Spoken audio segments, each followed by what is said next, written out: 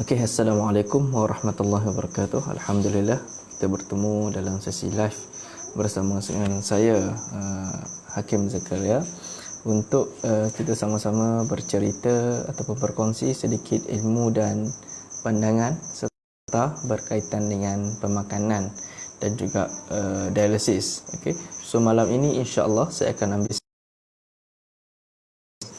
sedikit terperinci berkaitan makanan sumber fosfat dan juga pesakit dialisis. Okey. So mungkin jika kita ada apa ajak lagi dah. Kita ajak lagi. Okey,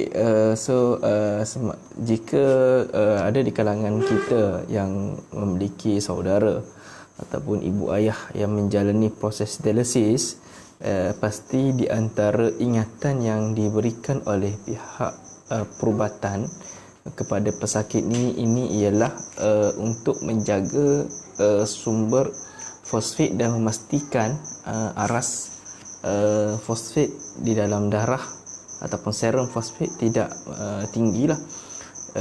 Biasa kalau dari segi bacaan normal dia lebih kurang dalam 0.8 hingga 1.4 milimol, dan keputusan darah ini akan diambil setiap 3 bulan, dan dari situ pesakit boleh memantau untuk melihat sejauh mana kawalan makanan sumber fosfat ini dapat mereka kawal dan mereka lakukan pengawalan sebaiknya. Okey.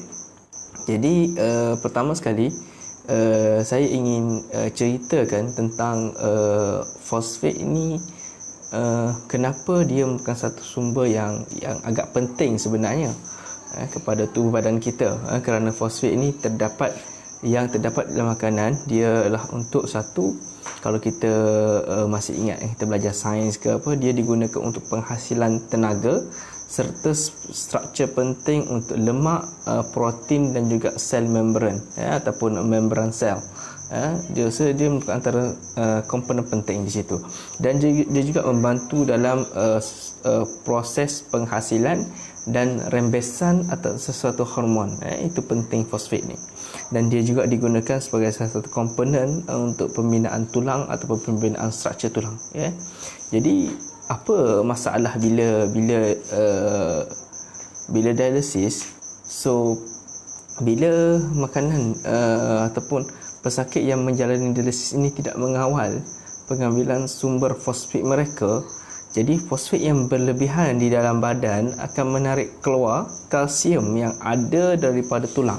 So dia menyebabkan berlakunya bone resorption ataupun penyerapan keluar kalsium daripada tulang. Okey. So dia menyebabkan tulang menjadi semakin rapuh kerana kehilangan struktur kalsium.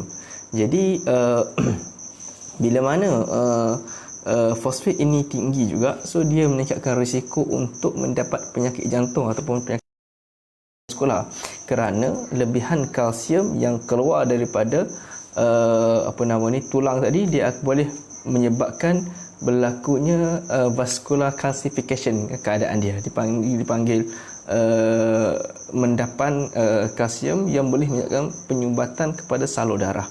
Okey. So tahap fosfat yang tinggi ini dia boleh meningkatkan risiko seseorang untuk mendapat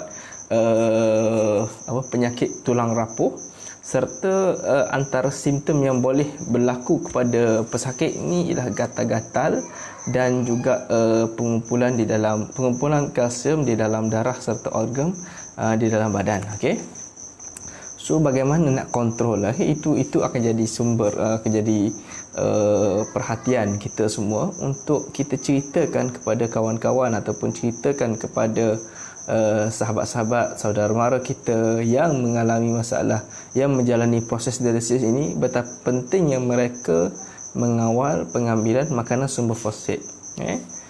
Okey, so kalau kita nak tengok secara umum ataupun secara general je, pengambilan makanan tinggi fosfat ini, satu, kita kena elakkan, minta pesakit itu untuk elakkan makan segala jenis tulang, kalau boleh tulang daripada haiwan, Dan juga tulang-tulang lembut tu kalau boleh bagi saya tak perlu makan lah. Macam tulang kita perasan, kita ambil satu breast breast chicken.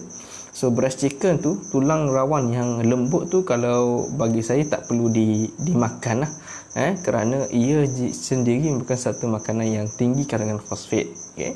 Yang kedua, kita elakkan pengambilan makanan yang berasaskan koko dan juga coklat. Dan yang ketiga, kita elakkan juga makanan yang ada kandungan kola ataupun apa-apa jenis yang seangkatan dengan, kita cuba elakkan. Okay. Yang keempat, cuba untuk mengawal atau cuba untuk minimumkan pengambilan ataupun hadkan pengambilan produk berasaskan tenusu. Kerana produk berasaskan tenusu biasanya dia boleh menyebabkan tinggi kandungan fosfat. Okay. Dan yang keempat, kalau kita boleh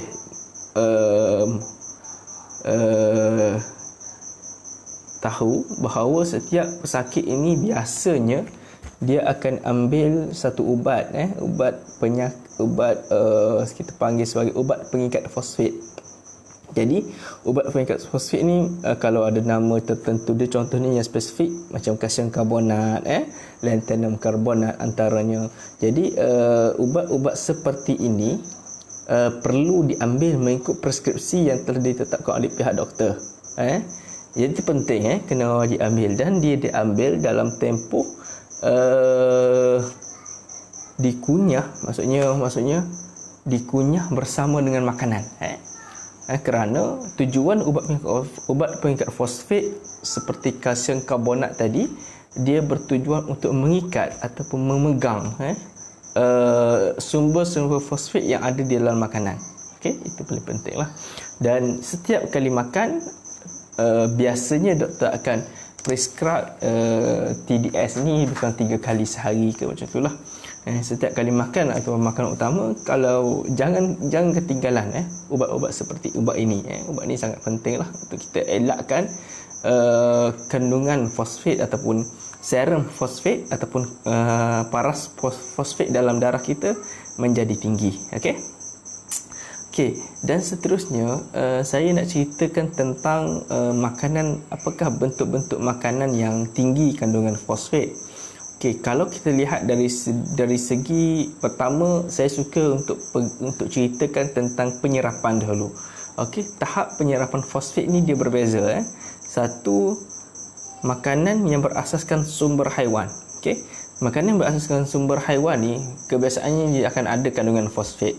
Jadi kandungan fosfat yang datang daripada makanan berasaskan sumber haiwan yang didatang secara organik, contoh macam telur, dalam ikan, dalam ayam, semua tu dia punya penyerapan dalam 40 ke 60%. Okey, maknanya dengan kata lain, contoh macam ni, kalau kita kata satu contoh, seekor ikan segar tu, seekor ikan segar ni biasanya dia ada kandungan dalam fosfat lebih kurang dalam 100 mg contohnya. 100 mg. Kalau kita katakan bahawa penyerapan dia sekitar 40 ke 60%, jadi apa yang masuk ke dalam badan ataupun yang diserap oleh badan lebih kurang dalam 40 ke 60 mg. Macam tu cara dia. Okey. Bagaimana juga dengan makanan daripada sumber haiwan. Sumber haiwan, contoh paling mudah saya kata makanan sumber haiwan ni banyaklah. Tahu contohnya, tahu daripada soya ataupun tempe. Tempe pun daripada soya. So kalau tempe ni kandungan fosfat untuk lebih kurang dalam untuk satu ketul dia ada lebih kurang dalam 120 mg. Okey, 120 mg fosfat. Jadi bila kita nak tahu, sebab yang kalau haiwan tadi 40 ke 60% penyerapan. Jadi kalau untuk tumbuhan, daripada sumber tumbuhan, dia punya penyerapan hanya sekitar 10 ke 30% sahaja penyerapan. Jadi kalau kita kata tempe itu satu pieces, satu ketul, dia punya penyerapan dia kita katakan lebih kurang dalam maksimum dia boleh pergi ke 36 ke 40 miligram daripada 120 miligram fosfat. Okey, macam tu maksud dia. Okey, nanti kalau tak faham ataupun tak jelas, sebab benda ni sebenarnya lebih mudah diperjelaskan dalam bentuk bertulis kan. Cuma saya nak ceritakan tentang apa yang kita boleh kongsikan bersamalah. Okey, itu sumber daripada tumbuhan. Bagaimana sumber daripada bukan haiwan dan tumbuhan, atau kita kategorikan sebagai sumber inorganik. Sumber organik ni dia merangkumi makanan-makanan yang telah diproses. Kalau tadi contoh kita ambil ikan segar, sumber haiwan. Contoh kita ambil tempe, makanan yang tidak melalui kaedah industri. Tapi bagaimana makanan yang telah melalui kaedah industri, pemprosesan. Contoh macam ikan sardin. Contohnya sardin, sardin yang telah ditin. Okey, kalau kita katakan sardin itu satu sajian sardin lebih kurang dalam 100 miligram. Okey, bila kita sebut tentang inorganik, makanan yang telah melalui proses pemprosesan, dia punya kadar ataupun tahap penyerapan fosfat lebih kurang 90 ke 100%. 90 ke 100%. Maknanya penyerapan fosfat yang datang daripada makanan-makanan sumber inorganik, seperti makanan-makanan berproses seperti ini, lebih kurang 90 ke 100 miligram. Agak banyak. Sebab itulah kenapa dietitian ataupun doktor, dia kalau sebolehnya nak pesakit ini tidak mengambil makanan berproses, makanan yang melalui proses pemprosesan industri, kerana isu inilah antara isu berkaitan dengan fosfat ini terutamanya. Okey, jadi itu di antara apa yang saya boleh kongsikan berkaitan dengan penyerapan. So kalau kita tengok dari segi contoh makanan proses ni, sardin ataupun whey protein, tak, sikit lagi nak habis dah. Okey. Jadi kalau macam saya cerita tadi, pesakit yang melalui proses makanan yang menjalani dialisis, biasanya dia akan diprescribe melalui preskripsi fosfat binder atau ubat pengikat fosfat. Dan ubat pengikat fosfat ini pelbagai lah, bergantung kepada doktor yang memprescribe lah benda tu. Okey, jadi kalau segi tindakan dia, ubat pengikat fosfat ni seumpama macam span yang menyerap dan mengikat fosfat dari makanan semasa di dalam perut. Jadi pentingnya ubat pengikat fosfat ini diambil bersama dengan makanan sebagaimana yang saya cerita tadi. Okey, jadi kalau lihat dari segi jenis dia banyak. Okey, cuma saya biasa di hospital yang biasa kita jumpa dalam 3 jenis lah, terutamanya macam kalsium karbonat, severamate hidrochloride ataupun lanthanum karbonat. Jadi ini antara apa yang biasa ada, tapi masih ada lagi sebenarnya beberapa contoh-contoh lain ubat pengikat fosfat. Yang ni kena rujuk kepada pakar perubatan anda lah. Itu yang sebaiknya. Okey. So okey, kita dah cerita tentang makanan. So mungkin ada yang tahu makanan apa yang tinggi fosfat, kan, makanan apa yang rendah fosfat. Sebenarnya kalau kita nak cerita tentang fosfat ni, banyak sangat makanan, makanan tu banyak sangat. Cuma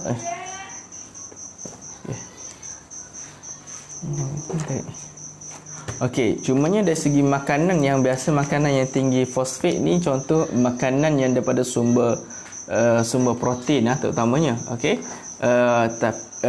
makanan berproses, seperti sardin,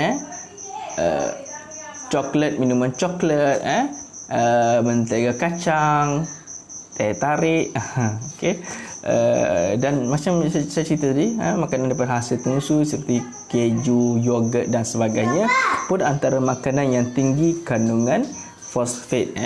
Jadi sebab itu kita kena nilai betul-betul apakah makanan yang bersesuaian dengan kita, yang kita boleh ambil ataupun namanya.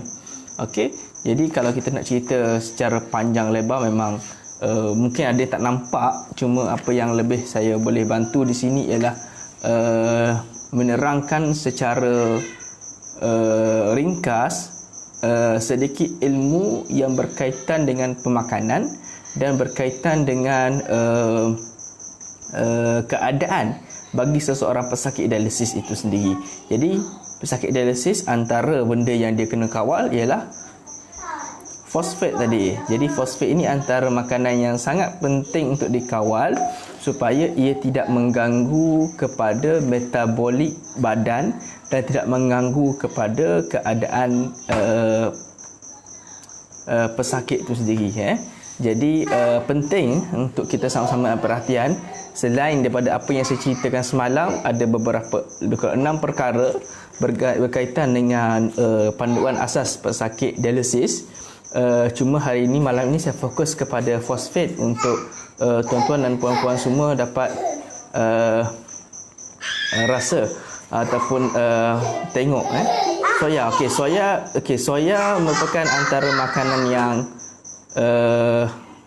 dia tidak tinggi sangat fosfat sebenarnya, tapi dan dari segi penyerapan fosfat dia lebih kepada 10 ke 30% macam yang saya cerita tadilah, penyerapan fosfat dia. Okey. Tetapi macam yang saya live semalam, bahawa soya ni dia bukan dalam kategori HBV protein lah. HBV protein yang sebaiknya kita ambil yang daripada sumber haiwan tu sendiri. Okey. Jadi saya rasa cukup sekadar tu dulu untuk saya kongsikan berkaitan dengan fosfat. InsyaAllah saya akan cuba fokus kepada tajuk yang lain dan skop yang lain berkaitan dengan pesakit dialisis. Mungkin kita akan cerita tentang potasium, kita akan cuba cerita tentang protein juga, bagaimana pengiraan protein yang boleh diambil oleh pesakit yang menjalani dialisis, dan ia sememangnya berbeza dengan pesakit yang didiagnos mempunyai masalah penyakit buah pinggang kronik yang tidak menjalani dialisis. Dia ada sedikit perbezaan. Jadi insyaAllah kita bertemu lagi lain kali. Assalamualaikum warahmatullahi wabarakatuh dan selamat berjumpa.